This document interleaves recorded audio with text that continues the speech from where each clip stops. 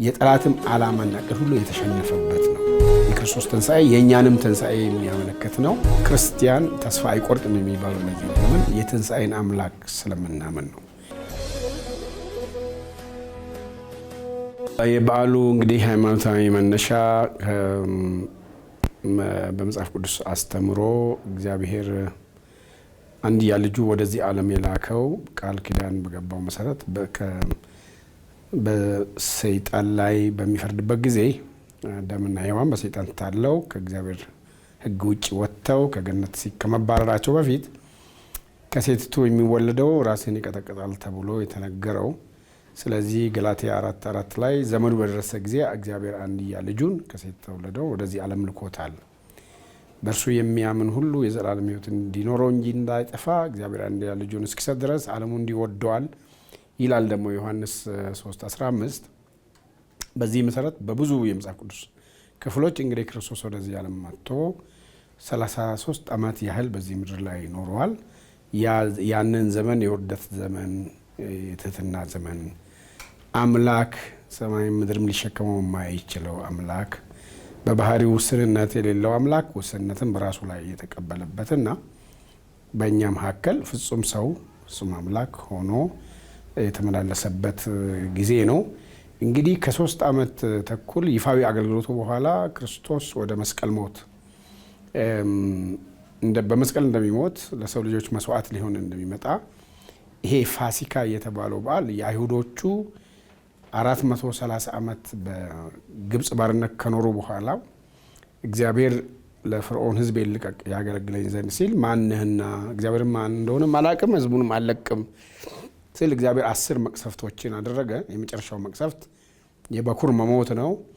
ያን ቀን ግን ለእስራኤላውያን የታዘዙት እያንዳንዱ እስራኤላዊ የበግ ጠቦት ነውር የሌለበትን እንዲያርድ ደሙን በመቃኑ ላይ እንዲቀባና የሞት መልአክ ያልፋል። ስለዚህ ፋሲካ ማለት አለፈ ማለት ነው። ሞት አለፈ ማለት ነው። እንግዲህ ክርስቶስ ወደ ኢየሩሳሌም ከዛ ቀደም ብሎም ሄዶ ያውቃል። ግን በሆሳና ቀን ከትንሣኤ በፊት ባለው ሳምንት ሲሄድ ሆሳዕና የዳዊት ልጅ እያሉ ሲጮሁ እንደነበር እናውቃለን። ሆሳዕና ተብሎ ገባ። በዘካርያስ እንደተነበየው የዋህና ትሁት ሆኖ በአህያይቱ ጫ ላይ ተቀምጦ ይመጣል ተብሎ እንደተነገረው ትንቢት ወደ ኢየሩሳሌም ገባ። ሰኞ ዕለት መቅደሱን አጸዳ። የወንበዴዎች ዋሻ ነው ያደረጋችሁት፣ ቤቴ የጸሎት ቤት ነው ለአሕዛብ ሁሉ የሚሆን አለ እና ማክሰኞ ደግሞ ሲያስተምር እንደዋለ እናውቃለን ከወንጌላቱ ስናነብ። ረቡዕ ዕለት ይሁዳ እሱን ለመሸጥ ሲያስማማ ውሏል፣ ገንዘብ ሲደራደር። ሐሙስ ደግሞ ሁላችንም የምናውቀው ክርስቶስ የደቀ መዛሙርቱን እግር ያጠበበት ነው፣ ትህትናን ያሳየን ነው። አርብ ደግሞ ስቅለት ነው። እንግዲህ ቅዳሜ በጣም ከባድ ቀን ነው። የተሰቀለው የተቀበረው የሞተውና የተቀበረው ክርስቶስ አሳልፎ የሰጡት ሰዎች እነሳለሁ ብለዋል እና ይሄ ሰውዬ ተነስቷል፣ ደቀ መዛሙርቱ ሄደው ሰርቀውት ተነስቷል ብሎ እንዳይዋሹ ይጠበቅልን መቃብሩ ብለው የጲላጦስን ሲጠይቁ ጠባቂዎች አሏቸው፣ አስጠብቁ ተባሉ እና ድንጋይ አትመው መቃብሩን ሲያስጠብቁ እሁድ ፀሐይ ገና ጎህ ሳይቀድ በማለዳ ከፍተኛ የመሬት መናወጥ እንደሆነ ብርሃን ያለው መልአክ ከሰማይ እንደወረደ ጠባቂዎቹ እንደሞተ ሰው እንደሆኑና ክርስቶስ ተነስቷል ሲነቁ መቃብሩ ባዶ ነው፣ የለም እሱ። ስለዚህ ሸሽቶ ወደ ከተማ ሮጠው የሆነውን ሁሉ ሲያወሩ የአይሁድ ካህናትና አለቆች ግን ገንዘብ ሰጥተዋቸው እኛ ተኝተን ሳለን ነው ደቀ መዛሙርቱ መጥቶ የሰረቁት በሉ ብለዋል። በአይሁድ ስርዓት ደግሞ ሴቶቹ ሄዶ ሊቀቡት ሽቱ ሲሄዱ የለም እና መግደላዊት ማርያም በአትክልቱ ቦታ፣ ምክንያቱም እሱ የተቀበረው አርማቴስ ዮሴፍ የሚባል ባለጠጋ ለራሱ ባሳነጸው መቃብር ስለሆነ ፕራይቬት መቃብር ነው ይታወቃል። ምን ትፈልጊያለሽ ክርስቶስ ሲላት አላወቀችም እና ገና እየነጋ ስለሆነ የአትክልት ጠባቂ መስሏት ጌታዬን ወስደውታል ወዴት እንዳኖሩት አላውቅም ስትል ስሟን ሲጠራት አወቀችው እና እነሱ ሮጦ ለጴጥሮስና ለዮሐንስ ነገሩ። ጴጥሮስና ዮሐንስ ደግሞ ወደ መቃብር ሮጦ መጡ። እንዲያውም ወደ ውስጥም ገቡ፣ አዩ፣ የለም እና ተነስቷል ብለው ሄዱ። 2 ደቀ መዛሙርት ደግሞ እንደ መጽሐፍ ቅዱስ ወደ ስማቸውም ተጠቅሷል ወደ አንድ ምዕራፍ 1.6 ኪሎ ሜትር 1.6 ኪሎ ሜትር ከኢየሩሳሌም በሚሄዱበት ጊዜ እኛ እስራኤልን የሚቤዥ ተስፋ አድርገን እሱ እንደሆነ ተስፋ አድርገን ነበር። ሰቀሉት፣ ገደሉት። አሁን ከሞተ 3ኛው ቀን ነው። ደግሞ አንዳንድ ሴቶች ተነስቷል እያሉ መላእክት አየን ብሎ ይቃዣሉ ብሎ ለማን ነው የሚያወሩት? ለራሱ ለክርስቶስ አብሯቸው እየሄደ ይሰማቸዋል። ምን ሆናችሁ ነው እንደዚህ ጦለጋችሁ የምታወሩት ነገር ሲላቸው አልሰማህም እንዴ? አንተ አልነበርክም እንዴ? በአገሩ የሆነውን አታውቅም እንዴ? በቃልና በስራ ብርቱ የሆነውን ነቢይ እስራኤልን ይቤዣል ብለን ተስፋ ያደረግነውን የሕዝባችን አለቆች በቅናት ተነሳስተው ለሞት አሳልፎ እንደሰጡት አልሰማህም? እና አሁን ደግሞ የሚገርም ነገርም እንሰማለን አሉ። አሁን የዚህ ዘመን ቢሆን ኖሮ ፌስቡክ አላየህም እንዴ? ዩቱብ አልሰማህም እንዴ ሊባል የሚችል አይነት ነው ያወሩለት።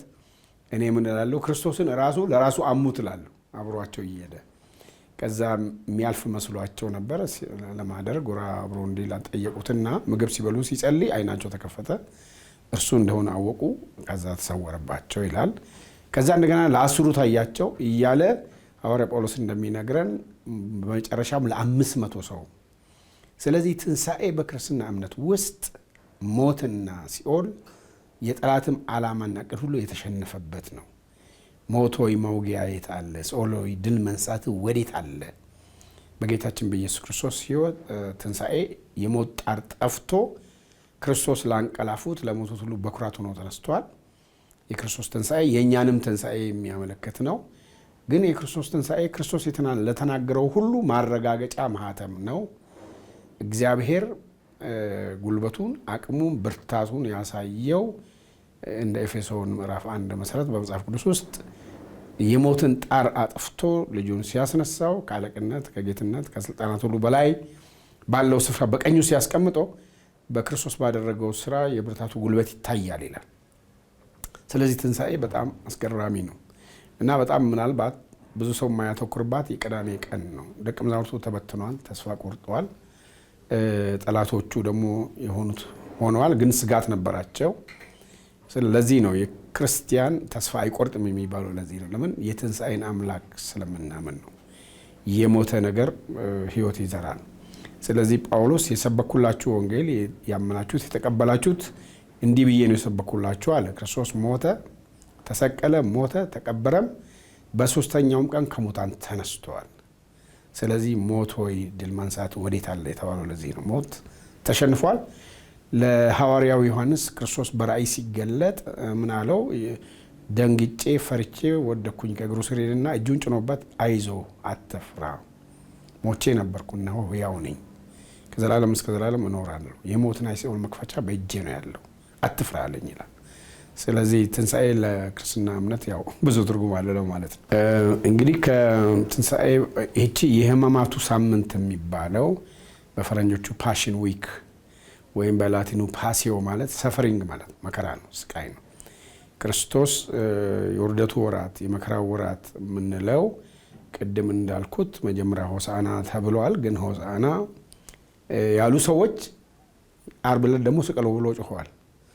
ስለዚህ እኔ ምን እላለሁ? በሆሳዕናም ብዙ አትታመኑ፣ በስቀለውም ተስፋ አትቁረጡ እላለሁ እና በተለይም ደግሞ ክርስቶስ የደቀ መዛሙርቱን እግር ያጠበበት ትህትና፣ ዓርብ ዕለት ደግሞ ሁሉ ወዳጆቹ ሁሉ ከሱ ሸሽተው፣ ለምሳሌ ከደቀ መዛሙርቱ ከዮሐንስ በስተቀር ማንም ባጠገቡ አልነበረም። እናቱ ማርያምና ሌላይቱ ማርያም ነበሩ፣ ያለቅሳሉ እነሱ። ሌላ ሁሉ ጠላት ነው። ሌላ ሁሉ ይራገማል፣ ይጮሃል፣ ይሳደባል፣ ይተፋበታል። በዚህ አይነት ሁኔታ እያረጉ እስቲ ራሱን አያድንም ወይ? የእግዚአብሔር ልጅ ነኝ ካለ ለምን አሁን አያድነውም? ኤልያስ ለምን አይመጣለትም? ኤሎሄ ኤሎሄ ላማ ሰበቅተኒ፣ አምላኬ አምላኬ ለምን ተውከኝ ያለው የእኛን ሁሉ ኃጢአት ተሸክሞ ስለሆነ የሞተው እግዚአብሔር አብ ምናልባት ለተወሰነ ጊዜ የተለየው ሰው ሁሉ ትቶኝ ይሄዳል፣ አባቴ ከኔ ጋር ነው ብቻዬን አይደለሁም ያለው ጌታ እንደዛ የተሰማው ጊዜ ነበርና እዚህ ውስጥ አንድ ነገር ያለው ምንድን ነው? ይሄንን ነገር የሚፈጽሙ ሰዎች የሚያደርጉትን አያውቁምና ይቅር በላቸው ብሏል። ስለዚህ በመከራ ውስጥም ሆኖ አንደኛ እናቱን አስቦ ለዮሐንስ ምን አለ? እናትህ እሷ ናት ውሰዳት ወደ ቤት፣ እሷንም እነሆ ልጅሽ እኔ አሁን የለውም ከዚህ በኋላ ግን እሱ በእኔ ምትክ አለ ብሎ ይሄ ማለት ለእኛ ለልጆቹ ለበጎቹ ለፈጠረን ላዳነን የእሱ ላረገን ክርስቶስ መቼውንም ቢሆን አሁን እንኳን በሙሉ ክብሩ ነው፣ ግን በዛ ጊዜም ቢሆን ለእኛ ለምህረት ይጸለይላቸው፣ ለክፎቹም እንኳን ለምህረት ይጸለዩላቸዋል። ስለዚህ ከዛ ብዙ ነገር ነው የምንማረው። አንደኛ የተበደልን ሲመስለን ይቅር ማለትን እንድንችል እንማራለን። ትህትናን እንማራለን። ለሌሎች ሰዎች ዋጋ መክፈል እንዳለብን እንማራለን። ደግሞም እንደ ጨለማ አይቀርም፣ ብርሃን አለ፣ ንጋት አለ፣ ትንሣኤ አለ። የትንሣኤ ማለዳ የደስታ ዜና ማለዳ ነውና እንደ ወደ ኤማውስ መንደር ሲሄዱ እየጠወለጉ እንደሚሄዱት ሰዎች በድላችን ደጃፍ ላይ ቆመን ተስፋ እየቆረጥን እንዳንሄድ ያሳስበናል፣ ያስተምረናል ማለት ነው። እንግዲህ በወንጌላውያን በእኛ ልማድና ሁኔታ ሳምንቱ በአብዛኛው በጸሎት በጾም እና ከዚህ ጋር የተያያዙትን ትምህርቶች በመማር የምናሳልፈው ነው። ግን በዓሉን ደግሞ በደስታ ለማክበር እንድንችል ሌሎች በዓሉን በደስታ ለማክበር ለማይችሉትም እንደዚሁ እኛም ካለን አካፍለን በዓሉ የሁላችንም በዓል እንዲሆን፣ ይሄ ማለት በዓል በመጣ ቁጥር ብቻ ሳይሆን ሌላ ጊዜም የምንችለውን ቸርነትና በጎነት ማድረግ አለብን። ለድሃ የሚሰጥ ለእግዚአብሔር ያበድራል ለእግዚአብሔር ቃል። ነገር በበዓል ጊዜ ግን ደግሞ የበለጠ ትኩረት ማድረግ አለብን። ከጎረቤቶቻችን ጀምሮ በአጠገባችን ከምናያቸው ሰዎች ጀምሮ የበጎ አድራጎት ተግባራት አሉና በነዛ ተግባሮቻችን በዓሉንም እንደዚሁ በጥሩ ሁኔታ ሰዎች እንዲያከብሩ አስፈላጊውን ነገር ማድረግ ይገባል እላለሁ። ትንሣኤ የሚሰጠው አምላክ ነው እና ግን እኛ እንደ ኢትዮጵያውያኖች ይሄ ሁሉንም የሚመለከት ነው። የክርስትና እምነት የምንከተለውን ብቻ ሳይሆን ሌሎችንም ሁላችንም የሚመለከት ነው።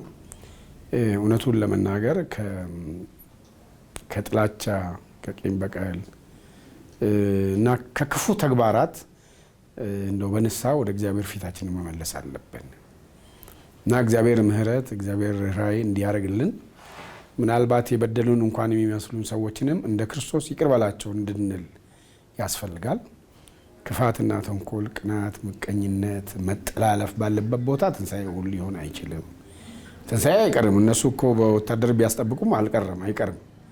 ነገር ግን በሰውኛ አነጋገር እንደ አገር ግን ካለንበት ሁኔታ አሁን ከጥቂት ዓመታት ወዲህ ምናልባት በአንዳንድ ሰዎች 50 ዓመት ያደርጉታል። ለማንኛውም እንደ ኢትዮጵያ ብዙ ችግር ውስጥ አልፈናል። ግን አሁን ደግሞ ያለው ችግር እንድንሻገረው እንድናልፈው ለበጎ ለመልካምነት ለውጠን እንድንጠቀምበት አዋራችንን አራግፈን እንድንነሳና አንዳችን ለሌላችን ትምክትና ጋሻ እንድንሆን ከሁሉ በላይ የመጀመሪያ የልብ ንጽህናና ከማንም በፊት ከእግዚአብሔር ጋር መስማማት እና ከሱ ጋር ሰላም ማግኘትና በውስጥም ሰላማዊ መሆን ያስፈልጋል።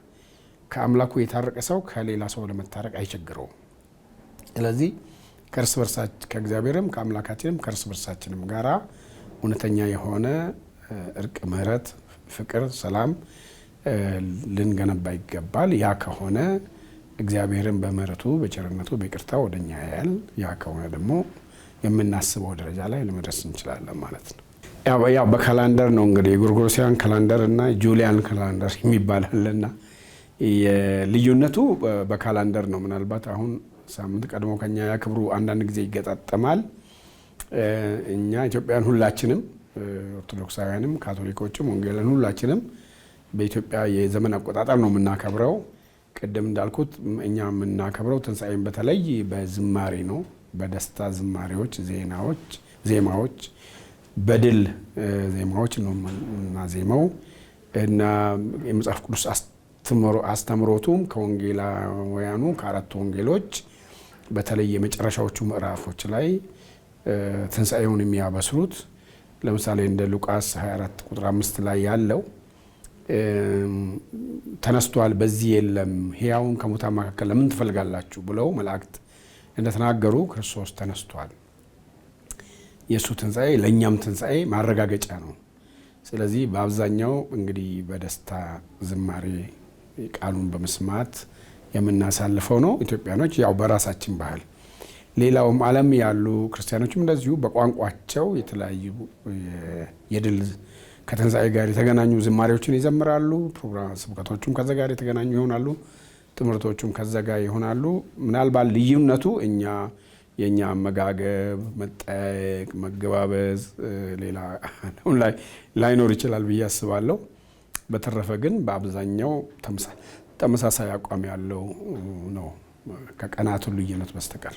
በዓሎቹ ሲቀርቡ ልዩ ተጽዕኖ አድርገው ልዩ ማለት ኢንፋሲስ ማለት በደንብ ትኩረት አድርጎ ማስተማር ቢኖርም በየጊዜው ግን ይህን ነገር ማስተማር አስፈላጊ ይሆናል። እንግዲህ የሚማረው ተማሪ ሁሉ እኩል አይደለም። አንዳንዱ ተማሪ ከልቦናው በደንብ የሚሰማ ያው ፈተና አይደለም የሚለየው ተማሪውን ከልቦና የሚሰማ እርግጥ ኮርጆ የሚፈተንም አይጠፋም፣ ግን ይሄኛው መኮረጅ የማይቻል ነገር ነው። ስለዚህ የእግዚአብሔር ቃል ሕያው ነው የሚሰራም ነው።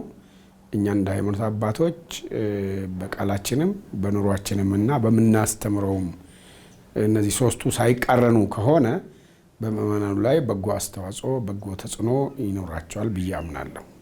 ስለዚህ አንደኛ የመጽሐፍ ቅዱስን እውነት ማስተማር ነው። ሁለተኛ ያስተማርነውን እኛም ራሳችን በኑሮ ማሳየት ያስፈልጋል።